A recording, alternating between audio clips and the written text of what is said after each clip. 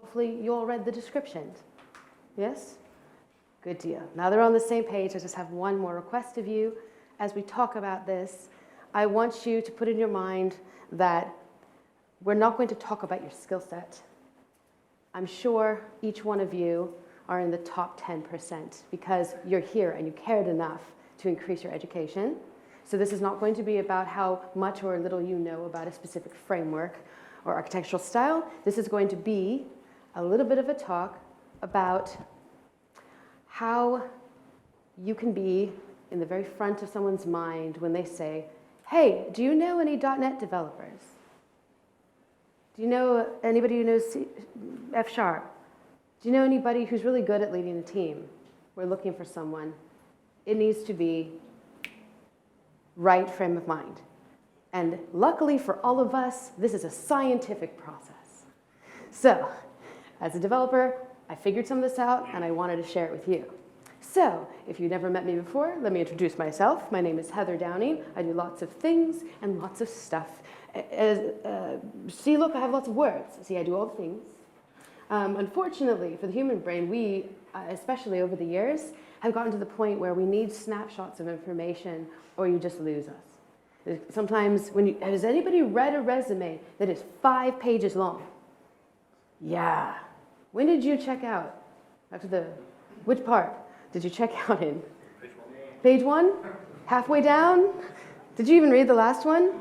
I was notorious for this because I was so insecure that I'm like, I have to put everything, once I fixed my grandma's computer, this one time, and I would put anything I've done with the community on the last page.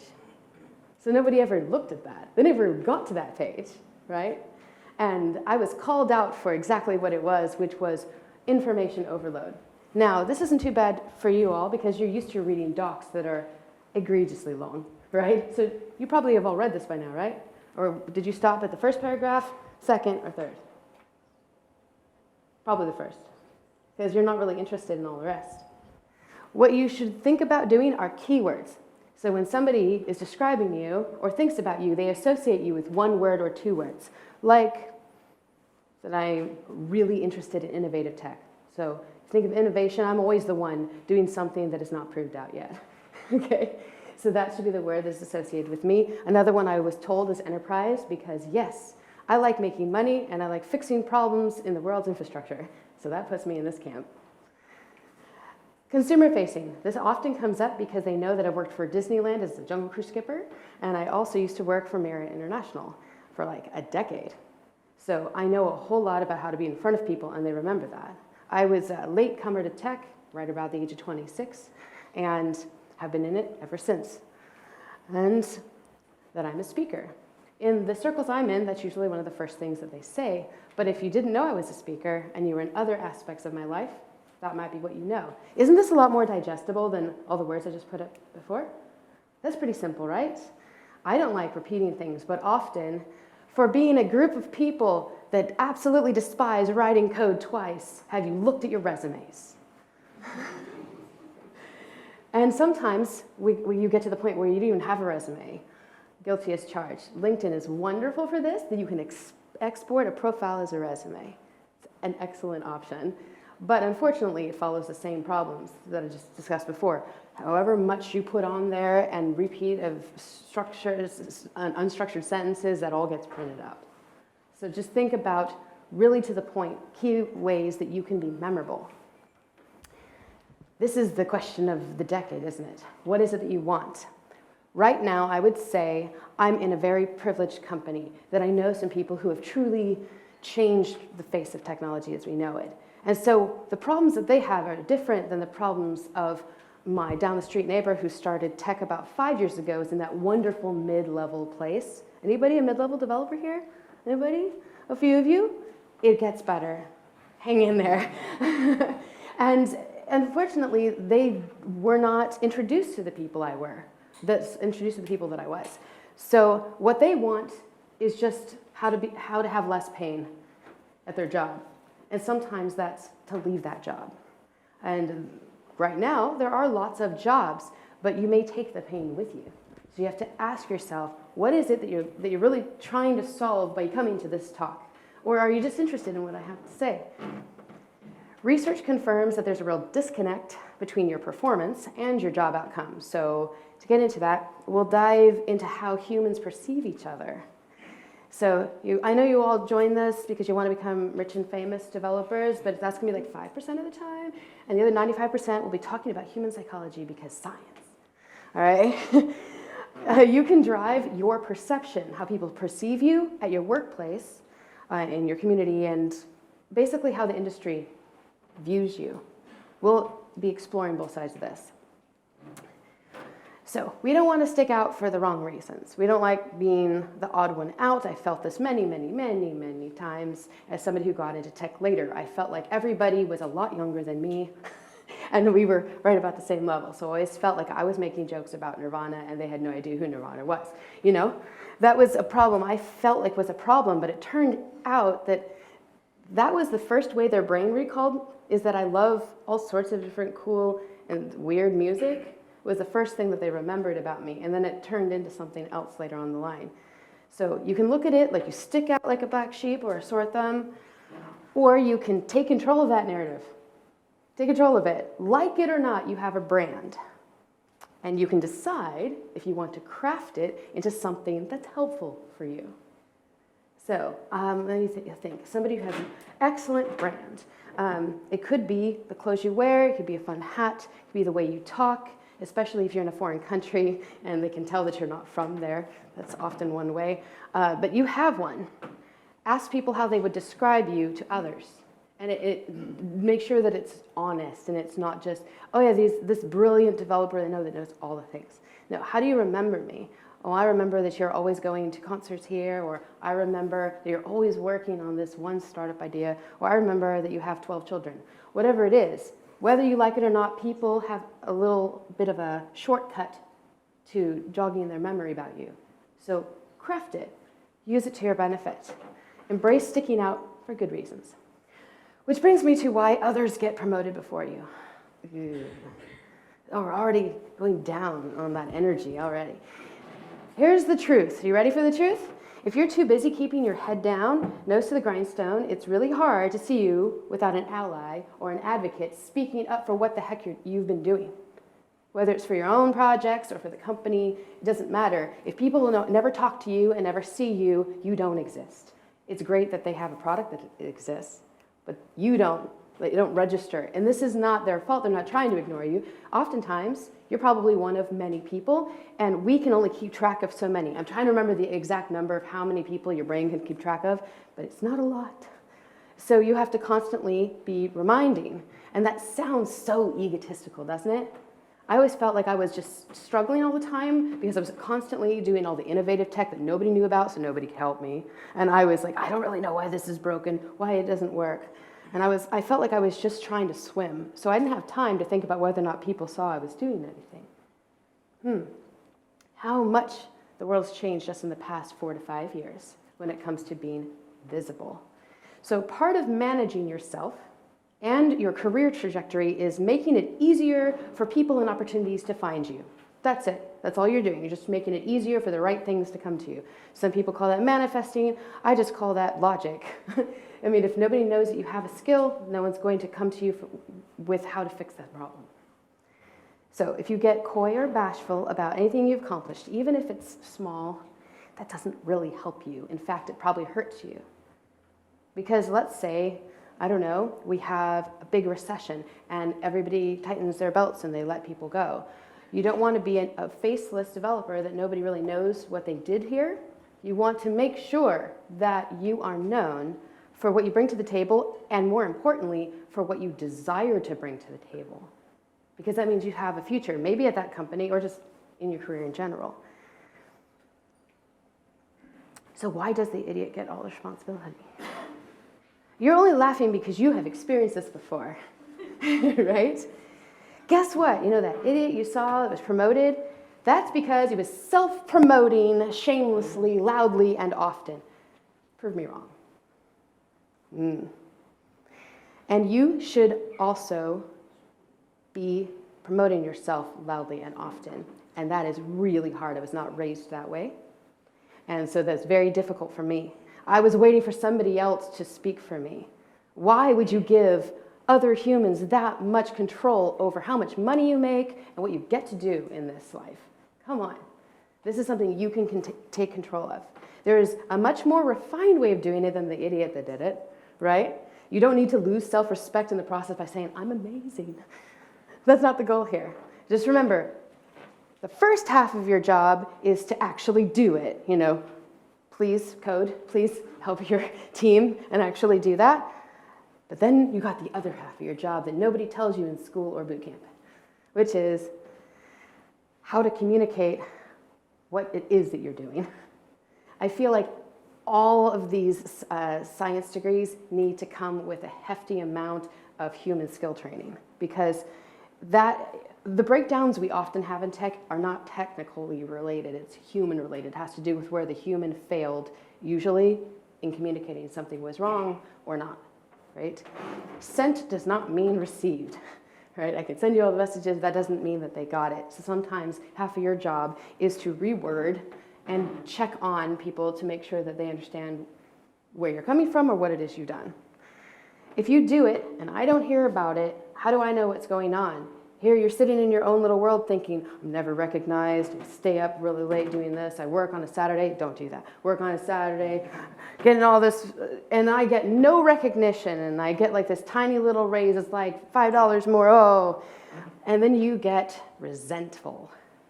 And here this other person that was your leader, or somebody who had at least the ability to influence whether or not you made more money or got more responsibility, isn't even thinking bad things about you at all. They're just juggling all the other 3,000 things they have to do. It probably isn't that personal, or they only thought about it for 5 minutes because you didn't make it easy to advocate for you.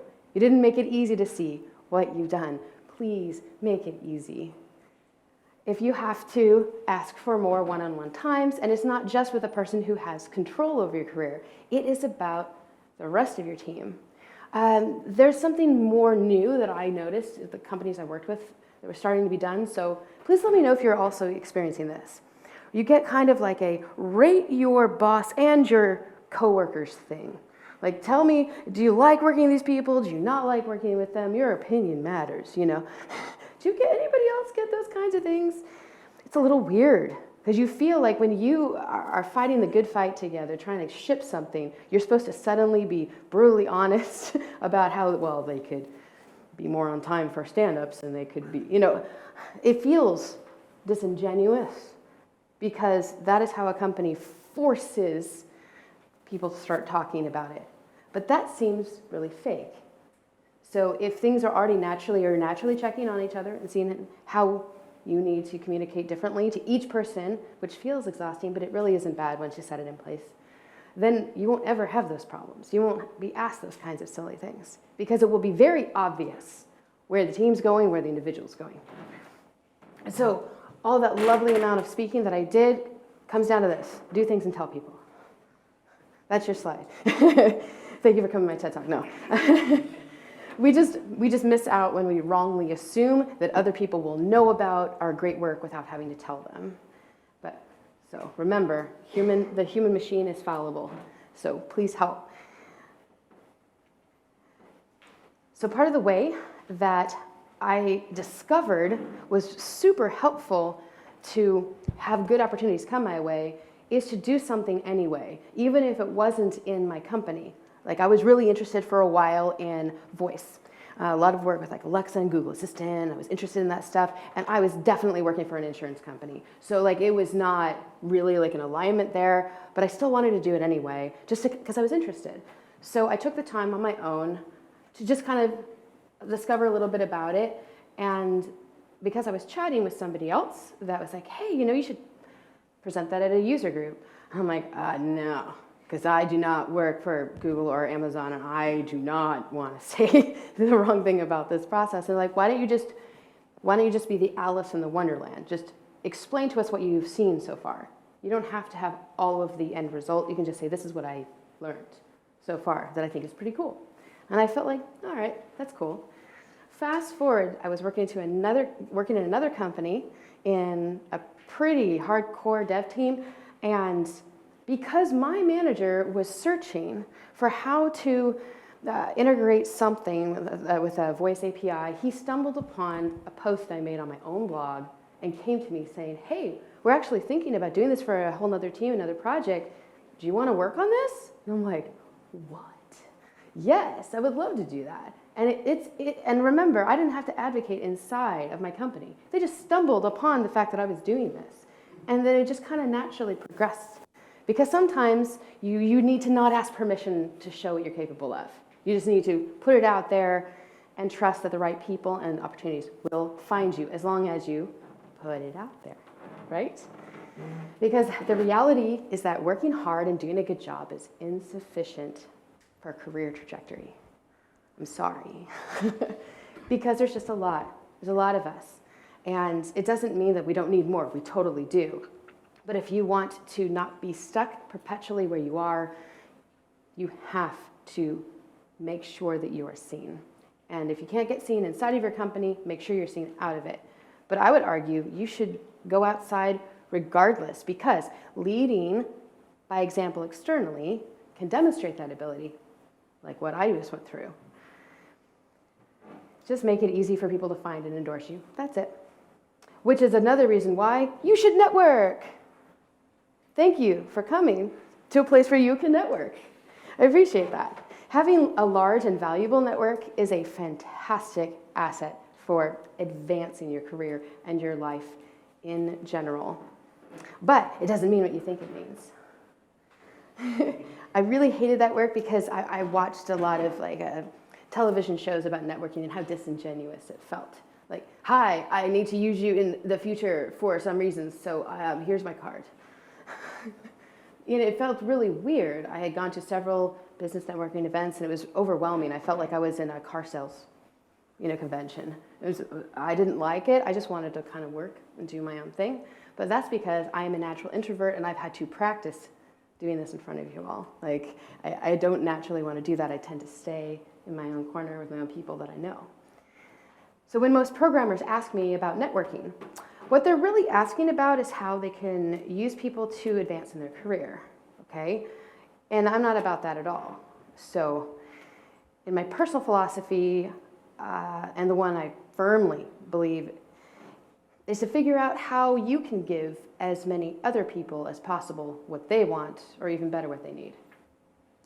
So I'm always checking in on friends like, hey, how are you doing for this? How are you doing for that? Someone new, I'm like, great, what it is you're interested in, so that if I know somebody that would be good to connect with you, I can. The current job that I have, it was because someone knew me. Like, oh, we knew that we needed somebody who knew the .NET community and was not afraid to get up on stage. I said, okay, here I am. Let's do it. But that's because they knew me. So if you think about it in the reverse, it becomes much more selfless. You need to put out and ask what other people are needing.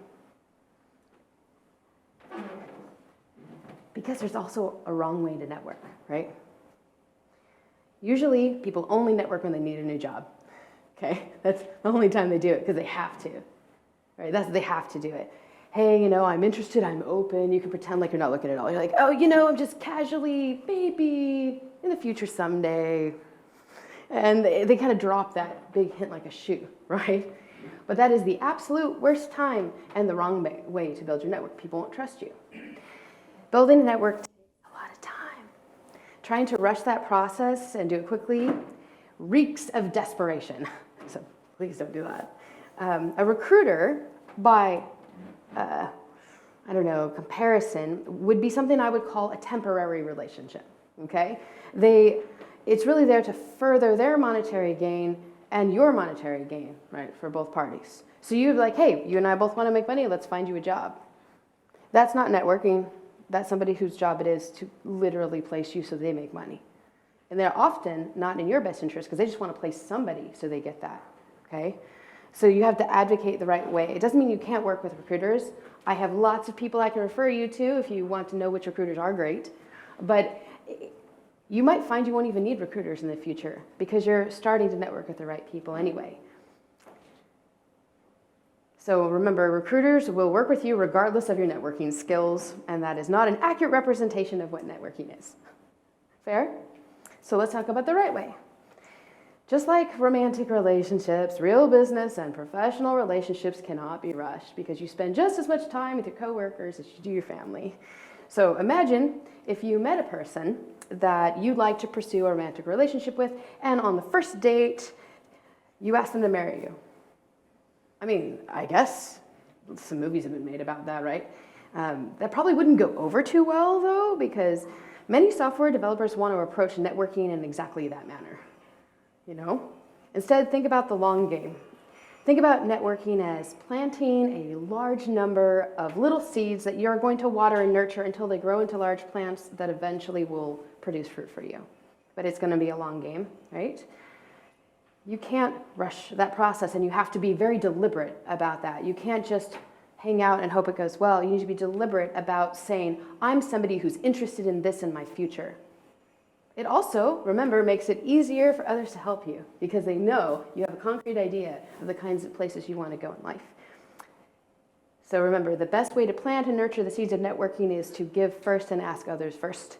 And then you will generate some goodwill, and that will naturally occur. Notice I'm not telling you to manipulate anybody. This is just offer, and that will generate goodwill. Network in person, hooray, we get to do this again, right?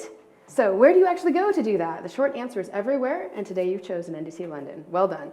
You should always be networking if you can.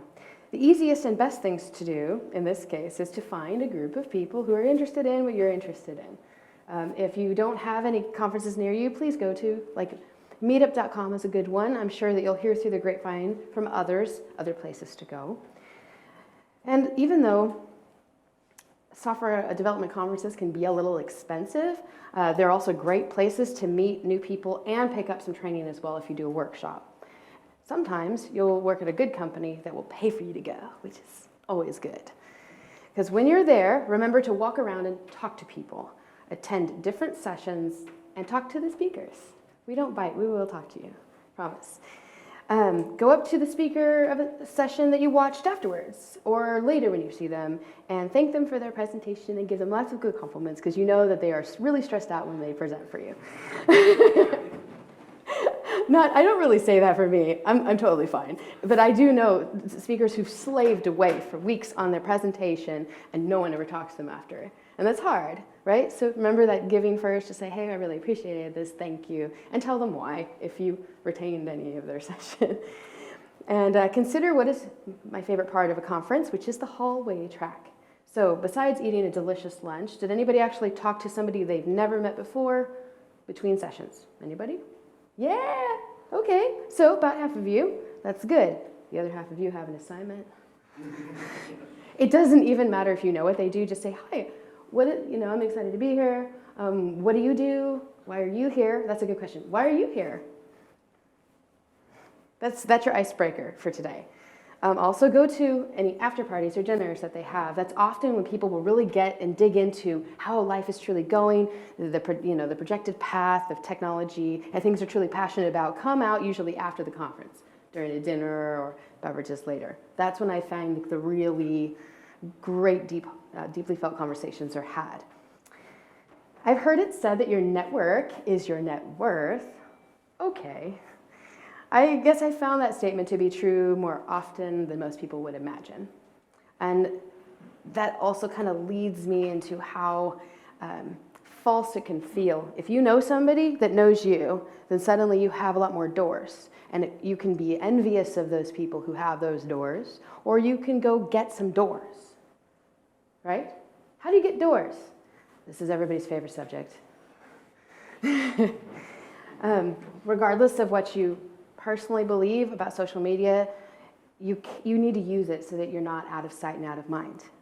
And you can schedule things, I promise. As long as you keep one thing in mind, it shouldn't be a crazy, terrible experience, and that is to be your honest self, but be kind about it. So when it comes to creating an authentic personal brand, and I hate talking like a marketer, but guess what? It's real. That means you have to share the good, the bad, and the real with your followers. Aspirational is great, but being relatable is actually what creates connections. For example, if you were to scrolled back on my Twitter a few weeks, I was like, oh, this is great. BitLocker locked me out of my entire drive. I guess I get to erase and start over again because somebody lost the password. And, here we are. And that started a whole conversation. Yes, I should know better. Yes, I shouldn't have had that. But I have had that computer for like 7 years and forgot completely about any of this best practice stuff when I set it up, right? But it's okay because that pain is like, oh, I feel that pain too, I understand. So you can definitely be a little bit more genuine with your content, but also still help. I think it's important to throw in that I'm very human. See, look, with, hey, here's something I learned that I think is cool, so that you don't have to feel that pain. That's usually the best mix. I've studied a lot of people. Before I worked where I work now, I worked for a worldwide marketing company as their innovation engineer. And let me tell you, I subconsciously picked up a whole lot about what humans like online as like a good persona.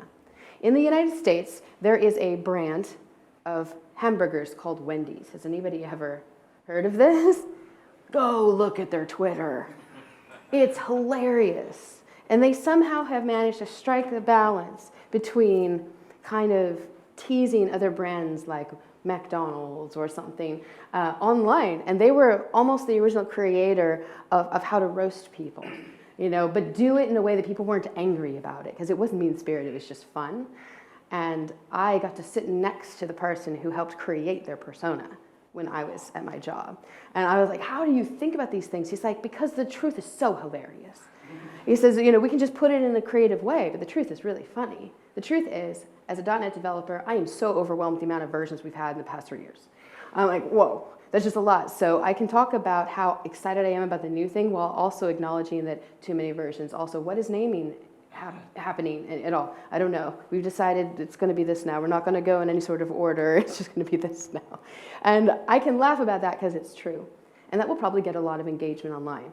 Your goal is not to become a marketer for yourself. Your goal is to just put little thoughts out there so that you're in front of people more often. And if you don't like thinking about that and checking in on social media on a daily basis, which I totally understand, then schedule it, please. But when you schedule something to post, post with purpose. Avoid filler content because it doesn't connect with people and people can smell that out, especially you all because you're all very smart. I used to stress out if I didn't share something with my online audience every day. Or I would search for something, anything that might keep the engagement going and share that link, right? With no commentary. Here's more stuff. See, look, notice me. That's what it felt like. But that wasn't giving my audience the best view of me, and I didn't come across as authentic or genuine, which if you ever meet me, I'm pretty down to earth. So I didn't want it to feel like a different person. I wanted it to feel like me. And it came off as filler. Don't do filler content. Don't do filler content. Okay? So now, before you post online, ask yourself, what purpose does this message serve, regardless of where you post it? And how am I connecting to my audience? And does this contribute to my personal brand? Remember, you have a personal brand whether you like it or not. Your personal brand means how others see you. How do you want others to see you? How do you want to present? A good way to do that is to speak like a human being. We are notorious for jargon. We're not as bad as some academics, though. There's definitely some academics out there. But we are notorious for jargon. I didn't even know what Kubernetes was for the first 2 years it was out. I didn't care, because I'm like, I don't know what that is, whatever. And then I had it explained to me like a human being. I was like, oh, that's a pretty good idea. That sounds good. My advice for developing your tone of voice is simple. Just don't overthink it. And speak to your audience like you would a friend.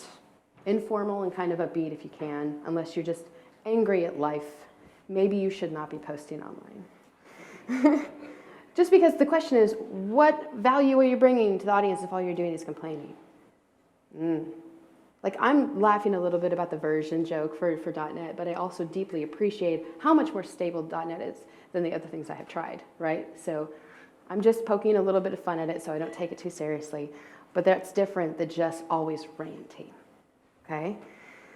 If you're going to say something is not right, provide a solution or how you would do it. You never know who might be watching your tweet. Could be somebody who actually would take that advice and does implement it. That's pretty cool. So try to be moderately responsive. I'm so bad at this. People will comment, and I will have thought that I've read something, and then I've thought I would have responded, but I don't. Do that with my text too. Oh yeah, I will respond later. Never. Silence. It's because I've looked at it, therefore my brain automatically thinks of the response, but if I don't bring it to fruition, then it's like a check mark that has gone off in the list in my head, right? So leave things on read until you can actually get to them. And it should only take you like a minute to respond if possible. Social media has the word social in it for a reason. So in order to grow your personal brand, you need to nurture a community and respect your readers the same way you would want to be respected online, and create conversations, answer questions, and ask them. That's one of my favorite things to do. Is I don't know the answer, but I can bring it out. I can ask a question, and then all of a sudden, all these people will have an idea about what the answer is, and that also starts a discussion. I'm good at starting discussions. Occasionally, I'm good at giving an opinion, but it really is about the exchange that happens with more than one person. If you're thinking about where to go, that changes. For a while it was Facebook. That's where all the developers were. Reddit has been around forever. Twitter is obviously where a lot of tech people are. But I'm finding it isn't just Stack Overflow now. It's different places. And you can ask others where they would go to get the latest information about tutorials, or just to talk to people about the state of tech. And that does change. So you have to kind of just be aware that it may change. I'm having the time of my life creating a bunch of content for TikTok right now, and it sounds like you're just gonna roll your eyes, but I watched exactly one video from a developer who did this super cool shortcut, and they showed it in 10 to 30 seconds, and I was like, that's amazing. I wanna do that kind of stuff because I can pay attention that long. 30 seconds is good. All right, let's do that. And you can think of what you will about the platform, but the reason that TikTok is popular and YouTube Shorts are popular is because we have lost a lot of our ability to concentrate for long amounts of time. So you can decide if you're going to create a YouTube video that is 2 hours long, or 20 minutes long, or maybe 2 minutes long, and what kind of value you would put in there. You don't need to engage every second of every day. Just do with a small amount of consistency so you don't miss like any engagement opportunities, you know? Because if you're not online, you're out of sight. True story. Doesn't mean that you aren't good at what you're doing. I'm not arguing that at all. But remember, you need to be at the frontal cortex, right? When someone says, who is good in DevSecOps? And I'm like, oh, this person, because I just saw them at a conference, or because I just watched one of their videos, or I just read a blog post. That's all this is about. So be consistent, because if it's too old and you haven't done things in a long time, the same thing happens, that you just aren't in front. And remember, you think about things every day. Just take a little bit of that, like, oh, that might be good to share, and write it down, and share it.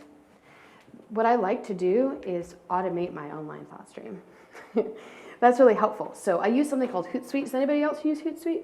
Nobody. Haha, you've all become much more powerful networkers now. Hootsuite is great because while I'm here at a conference, I heard people say things that made me think of like something that would be very quotable, like, oh, this is, you should always be learning, or whatever, something that is inspirational, but also, hey, we are not a completely mature industry yet, like somebody who's in plumbing or is certified to do stuff. We're still a very young industry, and to keep in mind that we are trying to build things while the train is on the track.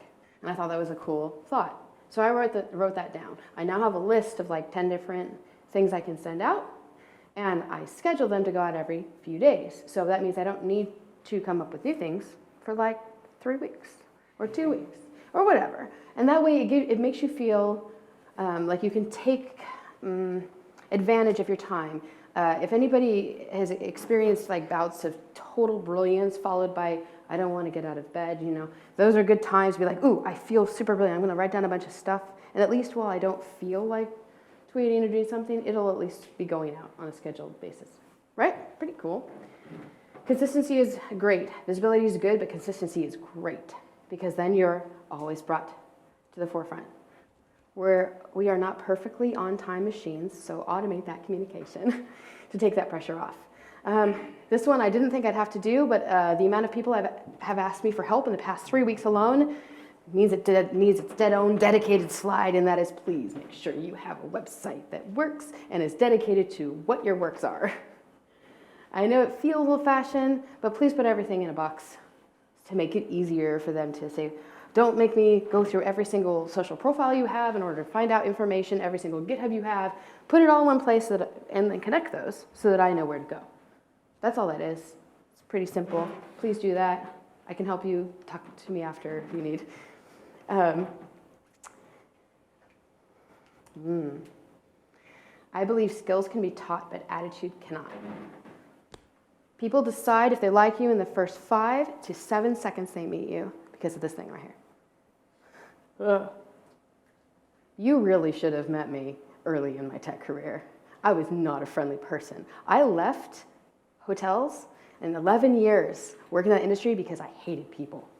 I did not want to work there. I just wanted to fix problems and stop saying, I'm sorry that this is broken. We'll try to get someone to fix it, but not be able to actually fix the problem. It drove me nuts because I wanted to actually fix problems, you know? So I got into tech so I could fix problems. And I didn't really want people to talk to me. So it was rough. I definitely squandered some excellent opportunities early on because I didn't put myself in the right mindset. So put yourself in the right mindset. If you're not in the right mindset, get some therapy, it works. It's awesome because all you're going to do is stand in the way of all the amazing things you're capable of and can accomplish. Don't you feel better about yourself now? Life isn't fair, and that always really irked me. I felt like if I worked really hard that I would get recognized and I would go, but it turns out I had a terrible attitude and people just didn't want to work with me. That's the true story. The day I learned to accept the fact that as hard as I may try, some things were still out of my control was difficult. You know, I felt like I couldn't overcome some systemic problems that were in our industry, and I couldn't overcome certain aspects of it. Everything was just against me. That is the wrong way to look at it, even if part of it is true. It is not a fair setup. We are not equal in almost any way because the way you were born who you're born to, where you were born, all this stuff will play in to how you function as an adult. So just by that nature, some people are going to be better at executing certain aspects of software development than others, okay? Doesn't mean you can't overcome certain things, but I've discovered that what I really needed to do was change my attitude because it wasn't helping. So please, if you want to become a runner, don't shoot yourself in the foot, please. So after I discovered that I was a mess and I needed to fix it, I started looking at the developers I actually liked outside of my company that were visible online and at a conference, right? And I started asking them questions. Over the course of 5 years, I put together a list, because remember, I like being scientific like this, put together a list that were habits of well-known developers. And I'd love to share that. The good news is becoming a super employee, a well-known developer, is not some rarefied secret at all. It's a combination of skill set and mindset that you can develop for yourself, okay, based on these key habits, okay? The first one is to pay attention to what other people value. Super employees are studying the preferences and goals of their direct supervisors. Their supervisors, and their managers' supervisors, and everybody on the chain, and all the way up to what the company does at large. They're doing things above and beyond what other employees are doing because they're showing interest. They're just interested. Even if they're not doing it yet, they were showing interest to the people above them. They're motivated in showing what they want to learn and that they want to go become a top level person, right? The result of paying attention is being able to discern what probably needs to be done and take action on it without being asked. Every time I've talked to somebody who's super respected in the industry, it's always because they said, this really needs to be done and I know the goal is this overall, so I bet you this would help further that goal. I'm going to just do it and then show what I did and see if I can get anybody else on board with this idea. Almost every time.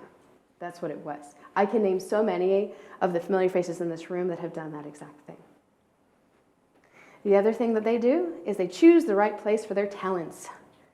It's hard to be a super employee if the company's needs are very different than your abilities, talents, and values, isn't it?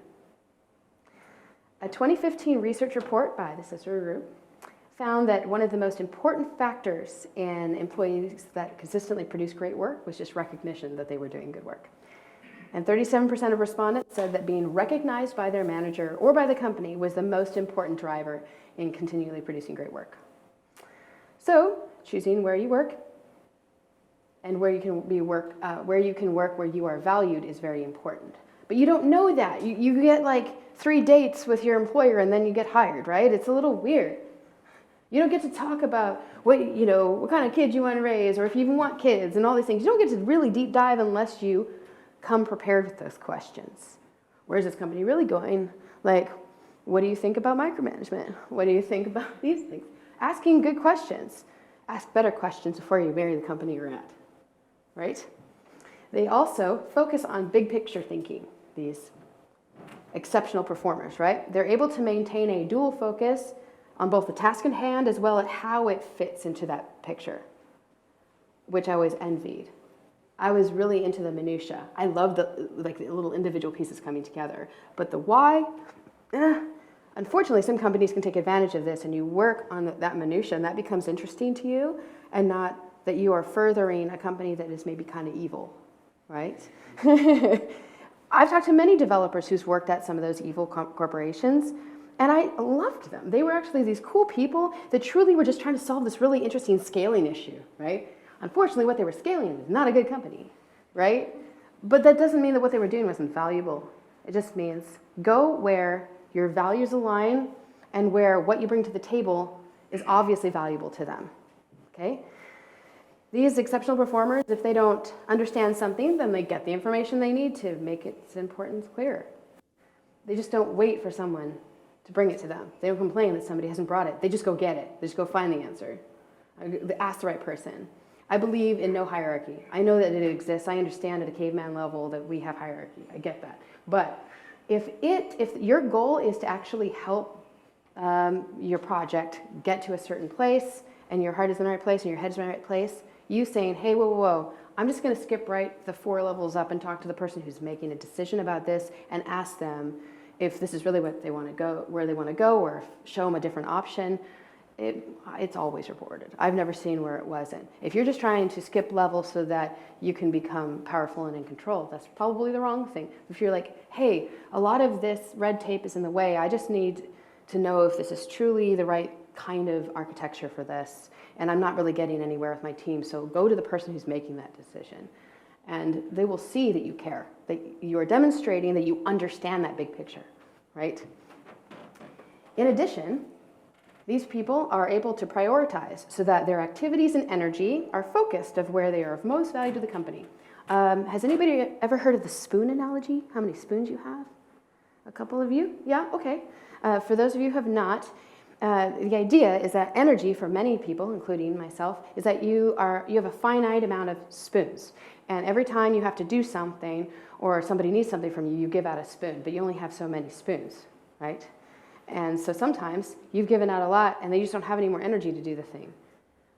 So the only way that you consistently do good work is that you look at all the things you have to do today and say, if I dropped everything except for one, which one of these spoons is the most valuable to deliver today, or to the company, or to yourself? And then if you don't get to all that other stuff, that sucks, but you still got that main important spoon done. Got it? That has completely changed how I handle being overwhelmed at work with a lot of different things to do. I'm like, well, if I can at least do this thing or at least do that thing, I've done something today that was valuable to them and is valuable to me. But that brings me to another one, which is most of these super performers are comfortable with being uncomfortable, and I felt like that wasn't me. I felt like I really wanted to feel like everything was going to be okay all the time. You have to be working on things that are difficult for you. Something I famously say is that if it scares me, I'm going to run towards it, because that means I probably don't understand it and I need to understand it, right? Even if you are distraction-free and getting a lot of coding hours in, if you're just building the same really simple app over and over, that is not necessarily stretching the boundaries of your skills, but you will totally get paid for it. And that's okay. But we're talking about exceptional performers, right? These super people. This is what they do. If you're not deliberately stretching the boundaries of your skills, you may not be trying to stretch your skills in a direction that will actually help you grow as a technical contributor. If you do the same thing, even though it's comfortable to write an API in the way I have, and you realize that lots of people are moving in a different direction, you may get lots of high-paying jobs to deal with legacy code, and that's totally important. But if you are wondering why you're not given more opportunities at new companies, could be because you are still doing the same framework in the same way that you've been doing it for 10 years. And that's totally okay as long as you understand that is what you've chosen to do. You're not growing in your career because you've chosen to basically dock in a port with your ship, okay? That's totally fine.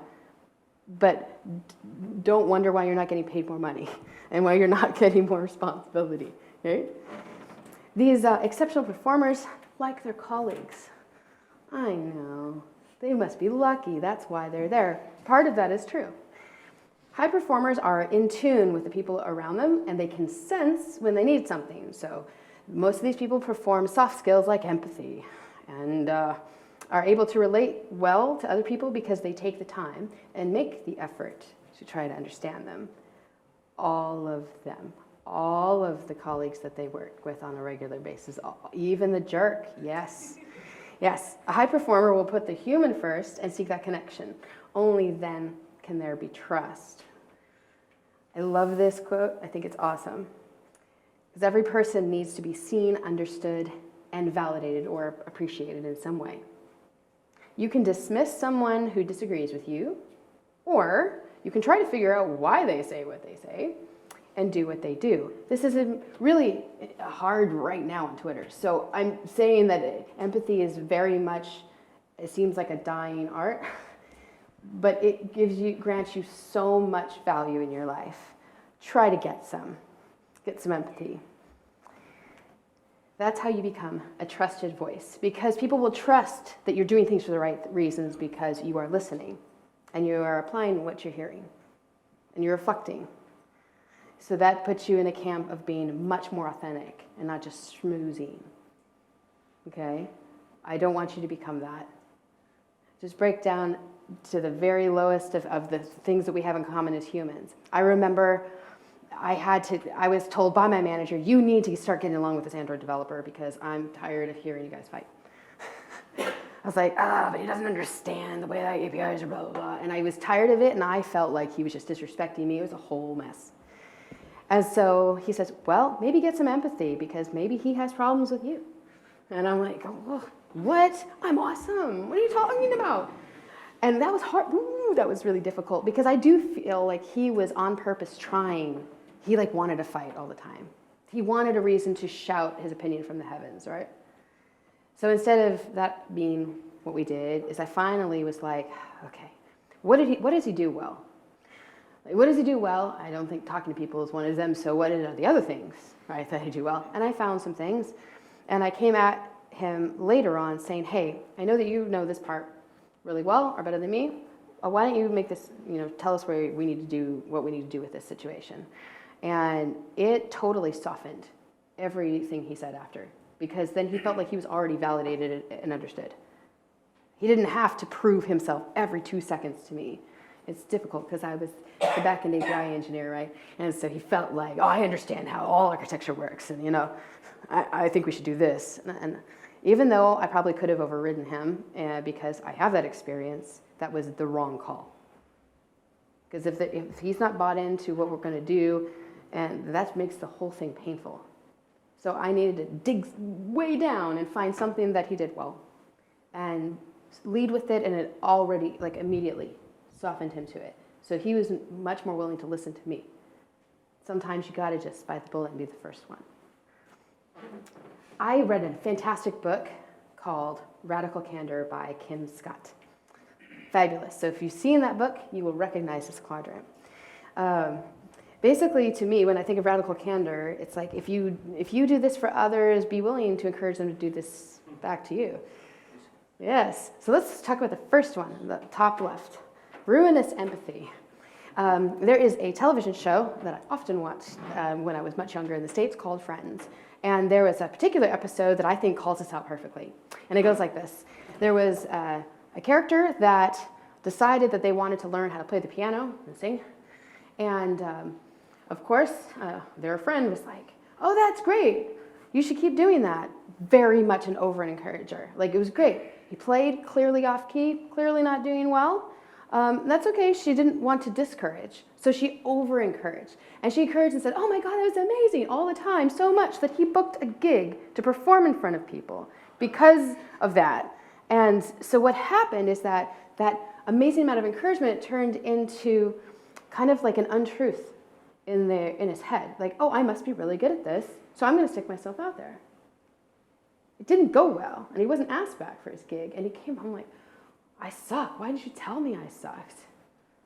And I remember that. I was like, oh, because I think you can do anything you want to do, and I just wanted to encourage you. And like, but you told me it was really awesome. You didn't say, hey, you're improving. You said I was really amazing. Ooh, I am guilty of this one.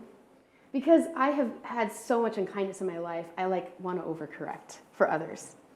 I will say this, if you're not doing something well, we probably need to call it out, but you have to kind of go through the stages of this first. So when you first meet someone that you don't know super well, or you're afraid of all conflict, this is where you go. Is that you over-encourage to the point of it's kind of ruinous for their career because they'll bite off more than they can truly chew at that time anyway. And then the whole ship goes down, right? Which leads to manipulative insincerity. The best example I have of this is when somebody is in charge of you, doesn't really know what you do. I mean, they know what your job title is, and they know you deliver stuff, but they could not do your job. But you report to them. So let's say things aren't going well. You don't know that they're not going well, but they're not going well because you don't ever have one-on-ones. Why would you ever have those? But you get called in the office at one point in time or saying, hey, let's just do a quick chat. I really dislike this approach. It's very corporate, but it happens to small dev teams as well. The best example I had was, hey, we just want to write down all the things you've done this year, and have you sign off on that. Just, document it, right? Because, we're going to do this. Oh my gosh, we're going to do this with everybody. Just write down all the things that you understand what you've done already and what the job is. Just, sign off on that. And really what they're doing is leading you on so that they can document you to fire you. But they're not telling you that that's what's going to happen. They just say, oh no, we're doing this for everybody. It's manipulative insincerity. Don't do this one. Ooh. So don't speak to someone in the way that you think that they need to be spoken to in order to hurt them in some way. Attention please, attention please. A fire has been reported within the building. Please leave the building immediately while the nearest